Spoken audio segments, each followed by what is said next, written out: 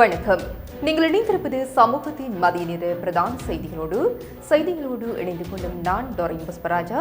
விரிவான செய்திகளுக்குள் செல்வதற்கு முன்னதாக முதலில் தலைப்புச் செய்திகள். ஈரானிடமிருந்து அமெரிக்காவிற்கு விசேட முன்மொழிவு, பேச்சுவார்த்தைக்கு தயாராகும் ட்ரம்ப். மாவனெல்லவில் 4வது நாளாக தொடரும் அமைதி நடைபயணம் இன்று தொலங்கமுவ நோக்கி பயணம். திரைசேரி நிதி மோசடி, நம்பகமான தரப்பாக நடித்து அரங்கேறிய சதி, தொழில்நுட்ப சவால்களை விளக்குகிறது CERT. திரைசேரியின் $2.5 மில்லியன் மர்மம், சைபர் தாக்குதலா அல்லது திட்டமிட்ட உள்வீட்டு திருட்டா? கொதிக்கும் எதிர்க்கட்சிகள். குவைத்தில் உயிரிழந்த திருகோணமலை தாயின் உடல் நல்லடக்கம், கண்ணீரில் நனைந்தது வட்டவன் கிராமம். எரிபொருள் விலை நிர்ணய அதிகாரம் பொது பயன்பாடுகள் ஆணைக்குழுவிடம், வெளிப்படை தன்மையை உறுதிப்படுத்த புதிய திட்டம். ஆட்பதிவு திணைக்களத்தின் பெயரில் பாரிய நிதி மோசடி, பொதுமக்களுக்கு அவசர எச்சரிக்கை. ஒலிபெருக்கி பயன்பாட்டிற்கு நேர கட்டுப்பாடு, மீறுவோருக்கு எதிராக சட்ட நடவடிக்கை என போலீசார் எச்சரிக்கை. இலங்கை தேயிலை துறை பாரிய வீழ்ச்சியை நோக்கி, உரவிலை அதிகரிப்பால் சிறு தோட்ட உரிமையாளர்கள் கடும் திணறல். ஐரோப்பாவை வாட்டும் கடும் வெப்பம், ஓராண்டில் 62,000 பேர் உயிரிழப்பு, ஆய்வில் அதிர்ச்சி தகவல். அவையமது தலைப்புச் செய்திகள். இனி தொடர்பான விரிவான செய்திகள். Fourth Monkey Connect coming soon. Iran தரப்பிலிருந்து அமெரிக்காவிற்கு ஒரு விசேட சலுகை அல்லது புதிய முன்மொழிவு வரவுள்ளதாக அமெரிக்க ஜனாதிபதி டொனால்ட் ட்ரம்ப் தெரிவித்துள்ளார். சர்வதேச ஊடகம் ஒன்றிற்கு வழங்கிய நேர்காணலில் அவர் இந்த அதிரடி தகவலை வெளியிட்டுள்ளார். ஈரான் தரப்பிலிருந்து ஒரு முன்மொழிவு வழங்கப்பட்டு வருகிறது. அதன் விவரங்கள் இன்னும் எனக்கு முழுமையாக தெரியவில்லை. அது என்னவென்பதை நாம் பொறுத்திருந்துதான் பார்க்க வேண்டும் என ட்ரம்ப் குறிப்பிட்டுள்ளார். ஈரானில் தற்போது அதிகாரத்தில் இருப்பவர்களுடன் அமெரிக்கா பேச்சுவார்த்தைகளை முன்னெடுத்து வருவதாகவும், ஆனால் தற்போதைக்கு அந்த நபர்களின் பெயர்களை வெளியிட விரும்பவில்லை என்றும் அவர் தெரிவித்தார். உலகளாவிய எரிசக்தி விநியோகத்திற்கு முக்கியத்துவம் மிக்க ஹோர்முஸ் நீரிணையில் அமெரிக்கா இந்த மாத தொடக்கத்தில் நேரடி ராணுவ முற்றுகையை நடைமுறைப்படுத்தியது. ஈரானிய எண்ணெயை கையாளும் சர்வதேச நிறுவனங்களை குறிவைத்து விதிக்கப்பட்டுள்ள இந்த தடைகள் இரு நாடுகளுக்கும் இடையிலான முறுகலை அதிகரித்துள்ளது. அமெரிக்க விசேட தூதர்களான ஸ்டீவ் விட்ஹாஃப் மற்றும் யாரெட் குஷ்னர் ஆகியோர் சனிக்கிழமையன்று பாகிஸ்தான் தலைநகர் இஸ்லாமாபாத்திற்கு பயணம் செய்யவுள்ளதாக வெள்ளை மாளிகை அறிவித்துள்ளது. ஈரானியர்கள் ஒரு அறையிலும் அமெரிக்கர்கள் மற்றொரு அறையிலும் அமர்ந்து பேச்சுவார்த்தைகளை நடத்துவார்கள். பாகிஸ்தான் இதில் இடைத்தரகராக இருந்து இருதரப்பு கருத்துக்களையும் பரிமாறிக்கொள்ளும் ஷட்டில்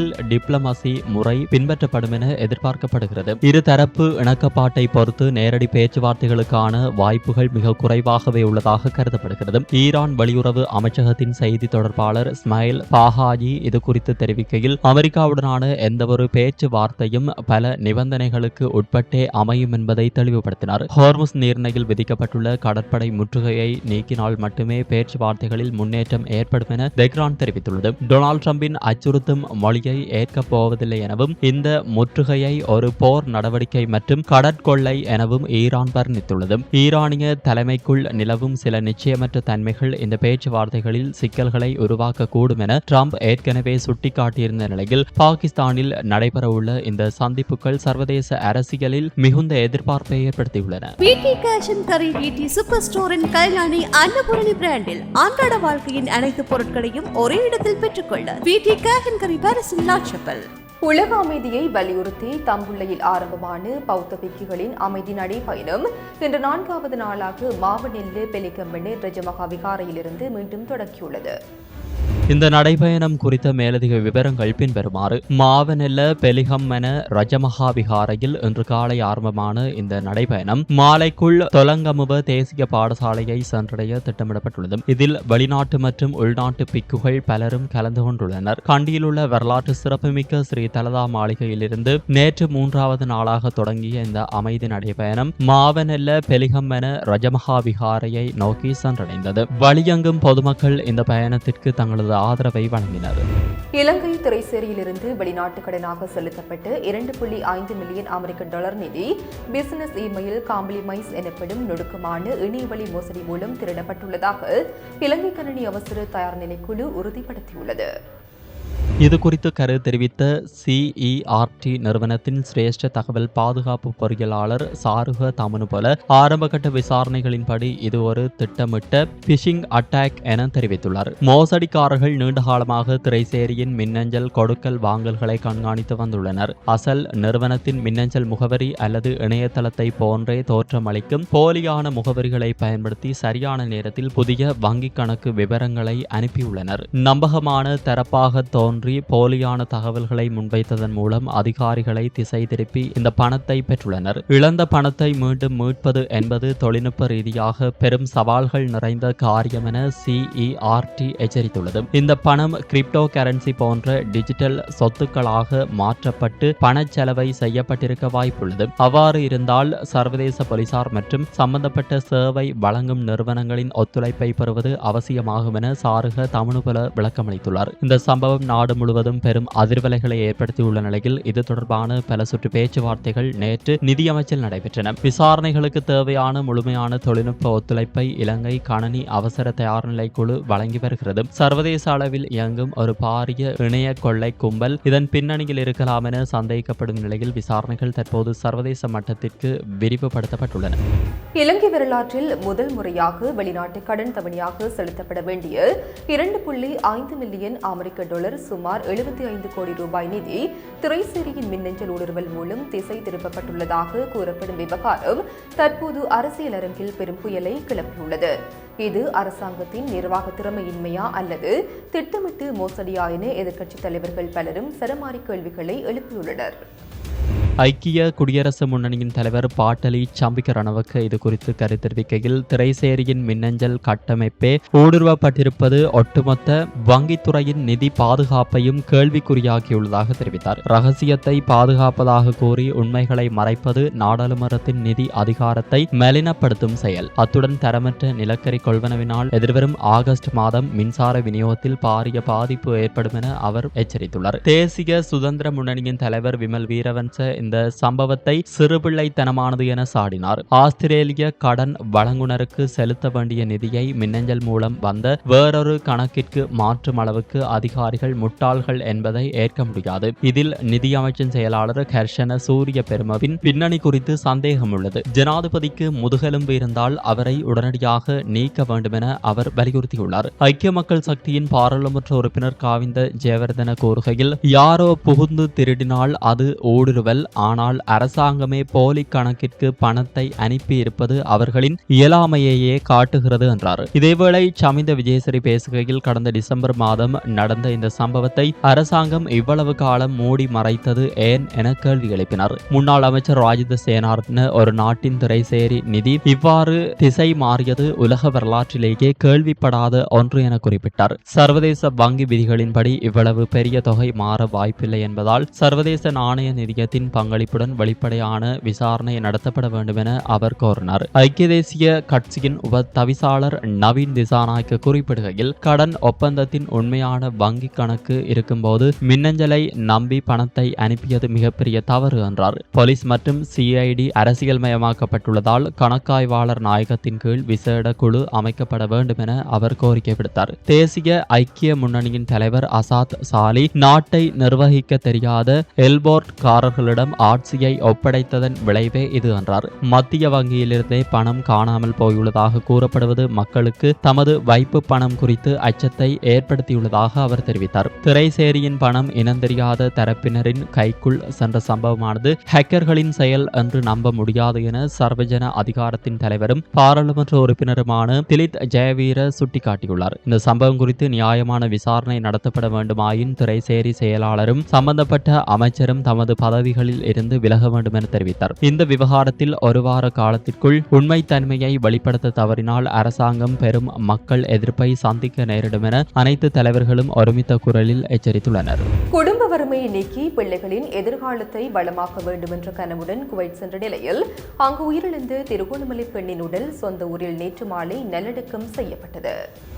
திருகோணமலை மாவட்டத்தின் வெறுகல் பிரதேச செயலக பிரிவுக்குட்பட்ட வட்டவன் கிராமத்தை சேர்ந்த சிவக்கொழுந்து மீனா என்ற 43 வயதுடைய 2 பிள்ளைகளின் தாயை இவ்வாறு உயிரிழந்துள்ளார். தனது பிள்ளைகளை சிறந்த முறையில் வளர்த்து அவர்களை நல்ல நிலைக்கு கொண்டுவர வேண்டும் என்ற உயரிய நோக்கத்தில் கடந்த 2023ஆம் ஆண்டு பணிப்பெண்ணாக குவைட் நாட்டிற்கு சென்றார். குவைட்டில் வேலை செய்து வந்த நிலையில் இவருக்கு திடீரென ஏற்பட்ட மாரடைப்பு காரணமாக இம்மாதம் 4ஆம் தேதி உயிரிழந்தார். வறுமையை போக்கச் சென்ற இடத்தில் மாரடைப்பால் அவர் உயிரிழந்த செய்தி அவரது குடும்பத்தினரையும் கிராம மக்களையும் பெரும் அதிர்ச்சியில் ஆழ்த்தியது. உயிரிழந்த மீனாவின் சடலம் அண்மையில் இலங்கைக்கு கொண்டுவரப்பட்டு உறவினர்களிடம் ஒப்படைக்கப்பட்டது. இதனைத் தொடர்ந்து நேற்று வெள்ளிக்கிழமை மாலை வட்டவன் கிராமத்தில் உள்ள இந்து மயானத்தில் பெருமளவிலான மக்கள் மற்றும் உறவினர்களின் கண்ணீர் அஞ்சலிக்கு மத்தியில் உடல் நல்லடக்கம் செய்யப்பட்டது. தமது தாயின் சடலத்தை இலங்கைக்கு கொண்டு வருவதற்கு பல்வேறு சிரமங்களுக்கு மத்தியில் உதவி செய்த அனைவருக்கும் உயிரிழந்த பெண்ணின் குடும்பத்தினர் மற்றும் உறவினர்கள் தமது நெஞ்சார்ந்த நன்றிகளை தெரிவித்துக் கொண்டனர். எரிபொருள் விலை நிர்ணயத்தை இலங்கை பொது பயன்பாடுகள் ஆணைக்குழுவின் ஒழுங்குமுறை அதிகாரத்தின் கீழ் கொண்டு வருவது பொதுமக்கள் மத்தியில் நம்பிக்கையை வலுப்படுத்துவதுடன் விலையேற்றங்கள் குறித்து சந்தேகங்களை குறைக்க உதவும் என்று அந்த ஆணைக்குழு தெரிவித்துள்ளது. தற்போது மின்சார கட்டணங்கள் ஒரு வெளிப்படையான சூத்திரத்தின் மூலம் தீர்மானிக்கப்படுவது போன்றே எரிபொருள் விலையையும் உண்மையான செலவுகள் மற்றும் நியாயமான லாப வரம்புகளின் அடிப்படையில் தீர்மானிக்க ஆணைக்குழு திட்டமிட்டுள்ளது. தற்போது எரிபொருள் விலை தொடர்பான முடிவுகள் நேரடியாக எரிசக்தி அமைச்சினால் எடுக்கப்படுகின்றன. இதில் போதிய வெளிப்படைத்தன்மை இல்லாததால் உலக சந்தை விலை மாற்றங்கள் சரியாக பிரதிபலிக்கப்படுகின்றனவா என்ற சந்தேகம் நுகர்வோர் மத்தியில் தொடர்ந்து இருந்து வருகிறது. மின்சார கட்டணங்கள் நியாயமான காரணங்களுக்காக மாற்றப்படும் போது பொதுமக்கள் அதனை ஏற்றுக்கொள்கின்றனர். ஏனெனில் அந்த செயல்முறை நம்பகமானது மற்றும் தெளிவானது. அதே போன்ற ஒரு நிலையை எரிபொருள் விலையிலும் கொண்டு வருவதே எமது நோக்கம். விலை நிர்ணய சூத்திரம் வெளிப்படையானதாக இருந்தால் விலை அதிகரிக்கப்பட வேண்டிய சூழலில் அதற்கான காரணங்களை மக்களுக்கு தெளிவாக விளக்க முடியும் என ஆணைக்குழுவின் தரப்பில் தெரிவிக்கப்பட்டுள்ளது. இந்த மாற்றம் நடைமுறைக்கு வரும் பட்சத்தில் அரசாங்கத்திற்கும் நுகர்வோருக்கும் இடையிலான நம்பிக்கை இடைவெளி குறைவதுடன் தேவையற்ற பொது அதிருப்திகளும் தவிர்க்கப்படும் என எதிர்பார்க்கப்படுகிறது. ஆட்பதிவு திணைக்களத்தின் பெயர் உத்தியோகபூர்வ இலட்சணை மற்றும் தொலைபேசி இலக்கங்களை பயன்படுத்தி பொதுமக்களின் தனிப்பட்ட தகவல்களை திரட்டி நிதி மோசடிகளில் ஈடுபடும் கும்பல் குறித்து திணைக்களம் கடும் எச்சரிக்கை விடுத்துள்ளது. இது தொடர்பாக திணைக்களம் வெளியிட்டுள்ள உத்தியோகபூர்வ அறிக்கையில் திணைக்களத்தின் உத்தியோகபூர்வ அவசர அழைப்பு இலக்கத்தை ஒத்த எண்களை பயன்படுத்தி மோசடியாளர்கள் பேசுகின்றனர். குறிப்பாக 0115226126 அல்லது 0115226126 அல்லது 0771167739 அல்லது 0742756098 ஆகிய இலக்கங்கள் குறித்து அதீத அவதானத்துடன் இருக்குமாறு கேட்டுக் கொள்ளப்படுகின்றார்கள். அரசாங்கத்தின் உத்தியோகபூர்வ இலட்சணையை பயன்படுத்தி ஒரு போலி செயலி உருவாக்கப்பட்டுள்ளது. டிஜிட்டல் அடையாள அட்டை அல்லது ENIC விவரங்களை பதிவு செய்வதாக கூறி இதன் மூலம் தகவல்கள் திருடப்படுகின்றன. திணைக்களத்தின் உத்தியோகபூர்வ இணையதளத்தை போன்றே வடிவமைக்கப்பட்டு https://dropgov.lk அல்லது .com என்ற போலி இணையதளம் ஊடாக பொதுமக்கள் ஏமாற்றப்படுகின்றனர். ஆட்பதிவு திணைக்களம் தொலைபேசி அழைப்புகள் செயலிகள் அல்லது இணையதளங்கள் ஊடாக தனிப்பட்ட விவரங்களை பதிவு செய்யும் எவ்வித நடவடிக்கைகளையும் தற்போது முன்னெடுக்கவில்லை என திட்டவட்டமாக தெரிவித்துள்ளது. சந்தேகத்திற்கு இடமான எண்களில் இருந்து வரும் அழைப்புகளுக்கு பதிலளிப்பதை தவிர்க்கவும் இதுபோன்ற மோசடிகளில் சிக்கி பணத்தையோ அல்லது தனிப்பட்ட தகவல்களையோ இழக்க வேண்டாம் என ஆட்பதிவு திணைக்களம் பொதுமக்களை கேட்டுக் கொண்டுள்ளது. யாழ்ப்பாணத்தில் அதிஉயர்ந்த மற்றும் நவீன வசதிகளுடனான டில்கோ ப்ளூ ஓஷன் நிறுவனத்தின் மூலம் வழங்கும் யாழ் ராயல் பேலஸ். இலங்கையின் பொருளாதார முதுகெலும்பாகத்துகளும் தேயிலை கைத்தொழில் தற்போது மிக மோசமான அழுத்தத்தை எதிர்நோக்கியுள்ளதுடன் இத்துறை பாரிய வீழ்ச்சியை நோக்கி நகர்வதாக தேசிய தேயிலை உரிமையாளர் சங்கத்தின் தலைவர் சமன் கேகனகி எச்சரிக்கை விடுத்துள்ளார். உற்பத்தி செலவு அதிகரிப்பு மற்றும் தேயிலை கொழுந்துக்கான விலை வீழ்ச்சி குறித்து அவர் வெளியிட்டுள்ள விரிவான அறிக்கையில் தேயிலை பயிர் செய்கைக்கு அத்தியாவசியமான ஜூ 709 ரக உரத்தின் விலை சந்தையில் பாரிய அளவில் அதிகரித்துள்ளது. மத்திய கிழக்கு நாடுகளில் நிலவும் பதற்றமான சூழலுக்கு முன்னர் 8750 ரூபாய் முதல் 9500 ரூபாய் வரை விற்பனை செய்யப்பட்ட ஒரு மூட்டை உரம் தற்போது 15000 ரூபாய் வரை உயர்ந்துள்ளது. இந்த அதிரடி விலையேற்றம் பயிர் செய்கையாளர்களுக்கு தாங்க முடியாத சுமையாக மாறியுள்ளது என குறிப்பிடப்பட்டுள்ளது. வெளியிட்டுள்ளது. இலங்கையின் மொத்த தேயிலை உற்பத்தியில் 75% அதிகமான பங்களிப்பை சிறு தேயிலை தோட்ட உரிமையாளர்களே வழங்குகின்றனர். ஒருபுறம் உரத்தின் விலை விண்ணை தொற்றுள்ள நிலையில் மறுபுறம் பச்சை தேயிலை கொழுந்துகளுக்கான கொள்வனவு விலை வீழ்ச்சியடைந்துள்ளது.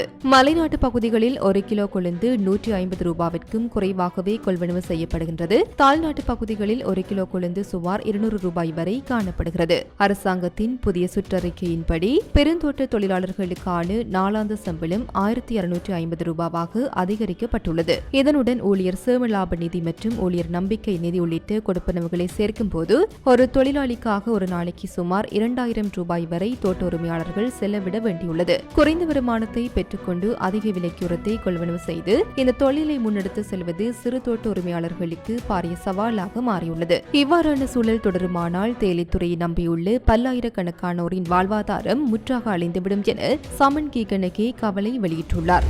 பொது வைபவங்கள் மற்றும் கலை நிகழ்வுகளின் போது ஒலிபெருக்கிகளை பயன்படுத்துவதற்கான கால எல்லைகள் மற்றும் நிபந்தனைகள் குறித்து போலீஸ் தலைமைக்கும் பொதுமக்களுக்கும் ஏற்பாட்டாளர்களுக்கும் விசேட அறிவுறுத்தல்களை வழங்கியுள்ளது.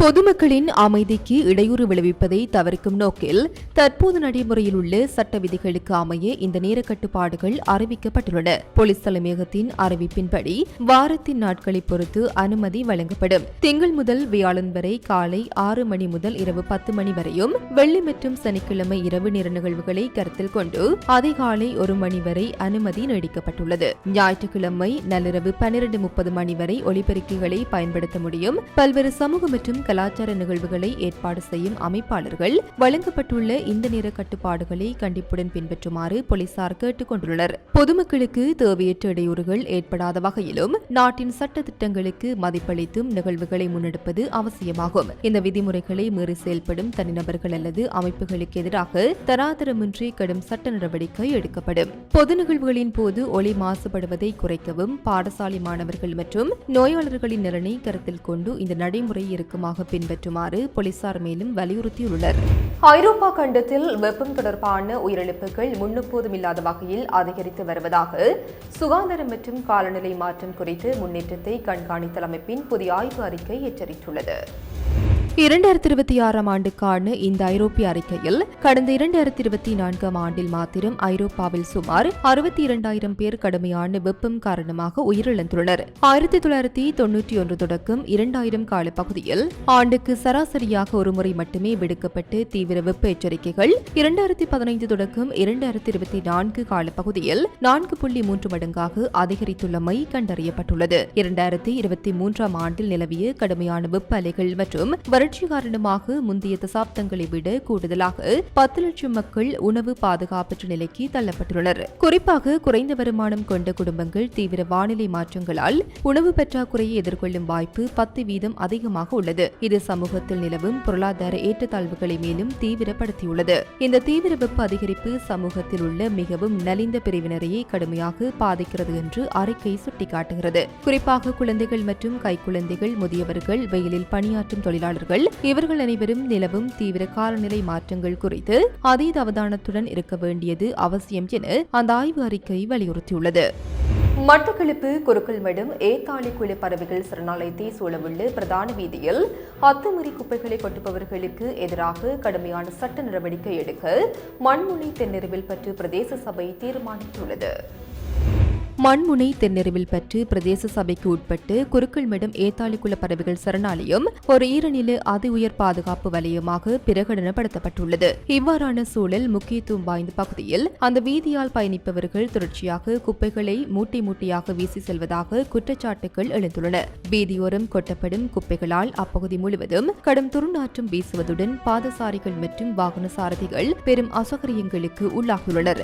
வாகனங்களில் வருபவர்கள் இரவோடிரவாக குப்பைகளை கொட்டுவதாகவும் பல சந்தர்ப்பங்களில் அவர்களை கையும் களவுமாக பிடித்துள்ளதாகவும் கிராம மக்கள் தெரிவிக்கின்றனர். இது தொடர்பாக குருக்கள்மடு பொதுமக்கள் விடுத்த கோரிக்கையை அடுத்து பிரதேச சபை தவிசாளர் மேகசுந்தரம் வினோராஜ் கள விஜயம் மேற்கொண்டு சில முக்கிய தீர்மானங்களை அறிவித்துள்ளார். குப்பை கொட்டப்படும் பகுதிகளை கண்காணிக்க விரைவில் சிசிடிவி கேமராக்கள் பொருத்தப்படவுள்ளன. கேமரா பதிவுகள் மற்றும் நேரடி சோதனைகளின் அடிப்படையில் குப்பை கொட்டுபவர்கள் அடையாளம் காணப்பட்டு பொது சுகாதார பரிசோதகர் ஊடாக நீதிமன்றத்தில் வழக்கு தொடரப்படும். பாதுகாப்பு வலயத்தை மாசுபடுத்தும் நபர்களுக்கு எதிராக சட்டத்தின் கீழ் உச்சக்கட்ட நடவடிக்கை எடுக்கப்படும் என தவிசாளர் எச்சரித்துள்ளார்.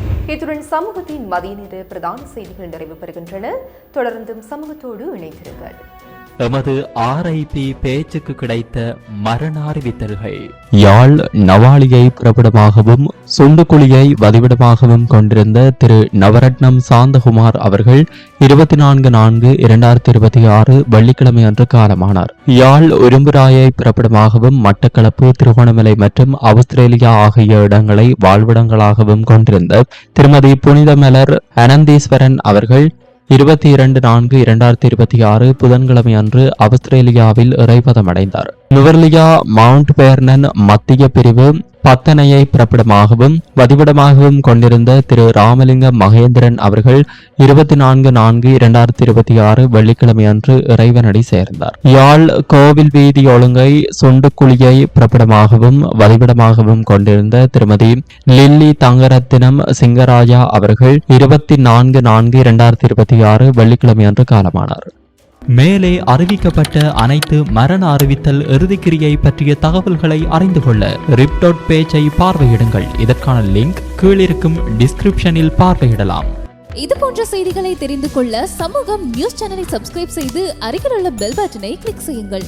மேலும் இது போன்ற செய்திகளை உடனுக்குடன் தெரிந்து கொள்ள சமூகமீடியா.com என்ற இணையதளத்தின் வாயிலாகவும் எங்களுடன் இணைந்திருங்கள்.